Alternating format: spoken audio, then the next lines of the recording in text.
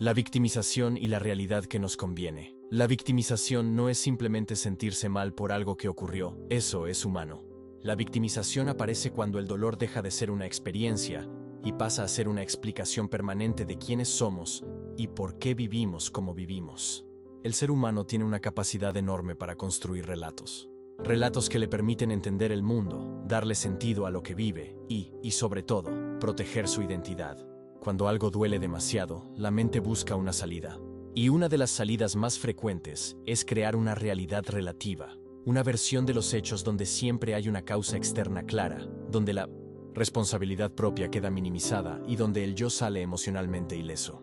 Esta realidad no surge de la mentira consciente, surge del autoengaño, de la necesidad psicológica de no colapsar frente a la culpa, la vergüenza o la sensación de haber fallado. El problema es que esa realidad, aunque reconfortante, no es completa. Es una narrativa incompleta que tapa aspectos fundamentales de lo que está pasando. La victimización no solo explica el pasado, también condiciona el presente. Define cómo nos relacionamos, cómo tomamos decisiones y qué expectativas tenemos de la vida. Cuando una persona se instala en el rol de víctima, empieza a interpretar cada situación desde ese lugar. Todo se convierte en confirmación de la historia que ya se contó a sí misma. Así, la realidad deja de ser lo que es y pasa a ser lo que refuerza el relato. Salir de esta dinámica no implica negar el daño recibido. Implica aceptar que, aunque no fuimos responsables de lo que ocurrió, sí somos responsables de lo que hacemos con eso hoy. La verdad duele porque rompe la narrativa cómoda, pero también es el único lugar desde donde el cambio es posible. Romper con la victimización es uno de los procesos más difíciles que puede atravesar una persona, porque implica renunciar a una identidad que, aunque dolorosa, resulta conocida.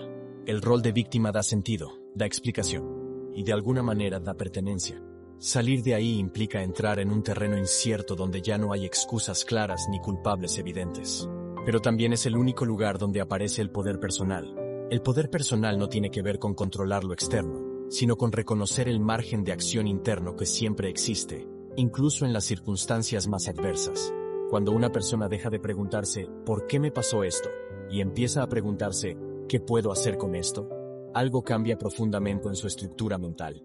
Ya no se define solo por lo que vivió, sino por lo que elige construir a partir de eso. Este cambio no elimina el dolor, pero lo transforma en información, en aprendizaje por conciencia. La responsabilidad consciente la conecta con el presente, y es en el presente donde existe la posibilidad real de cambio. No se trata de ser duro consigo mismo, se trata de ser honesto, de dejar de usar el dolor como justificación y empezar a usarlo como punto de partida. Porque cuando una persona deja de verse como víctima, no se vuelve insensible, se vuelve libre. La victimización como mecanismo de defensa. La victimización no es solo una actitud, es un mecanismo de defensa profundamente arraigado en la psicología humana. Su función principal no es hacernos daño, sino protegernos. Protegernos de emociones que resultan demasiado intensas para ser enfrentadas de manera directa. Aceptar la verdad muchas veces implica aceptar pérdida. Pérdida de control, de idealización, de expectativas y, en algunos casos, de la imagen que tenemos de nosotros mismos. Por eso la mente construye un escudo. Un escudo que dice, no es mi culpa, no podía hacer nada, todo fue externo. Este escudo calma la ansiedad a corto plazo, pero genera un costo silencioso a largo plazo. Porque mientras más tiempo una persona se protege detrás de la victimización, menos contacto tiene con su propia capacidad de elección. La victimización desplaza la responsabilidad hacia afuera. Y cuando la responsabilidad está afuera, el poder también lo está. Desde ese lugar, la persona espera que los demás cambien, que las circunstancias mejoren, que el pasado se repare solo. Y mientras espera, su vida queda en pausa. No porque no tenga opciones, sino porque reconocerlas implicaría asumir el riesgo de equivocarse otra vez. Romper este escudo no es un acto de frialdad emocional, es un acto de madurez psicológica. Es aceptar que reconocer nuestra parte no nos hace culpables de lo que nos pasó, pero sí nos devuelve la posibilidad de decidir qué hacer a partir de ahora. La verdad no siempre es amable, pero siempre es liberadora. Enfrentar la victimización, y sobre todo la autovictimización, no es un proceso bonito ni cómodo.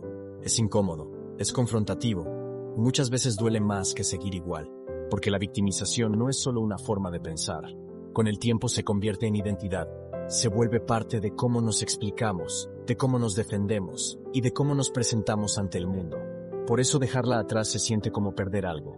Aunque ese algo nos haya hecho daño, era conocido, Era familiar y nos daba una sensación de seguridad. El primer paso no es dejar de sentir dolor. Es dejar de usar el dolor como explicación permanente de todo. Preguntarnos con honestidad, ¿esto que me digo me está ayudando a crecer o solo me está ayudando a no cambiar? Enfrentar la autovictimización implica asumir algo difícil. No todo fue nuestra culpa, pero seguir igual sí. Es nuestra responsabilidad. Ser más fuerte no significa endurecerse. Significa volverse consciente. Significa aceptar que hay cosas que no podemos cambiar y, aún así, elegir cambiar nuestra forma de responder. Va a doler soltar la identidad de víctima. Va a doler dejar de culpar al pasado. Va a doler mirar decisiones que evitamos durante años. Pero del otro lado de ese dolor hay algo que la victimización nunca nos va a dar: libertad. Cambiar la mentalidad no es negar lo que vivimos. Es dejar de vivir desde ahí. Es transformar la herida en aprendizaje y el dolor en fuerza interna. Este proceso no es rápido y no es lineal. Habrá días en los que quieras volver a lo conocido. Y está bien. La conciencia también se construye con tropiezos.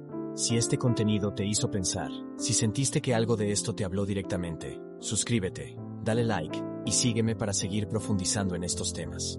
Porque crecer duele, pero quedarse igual duele más.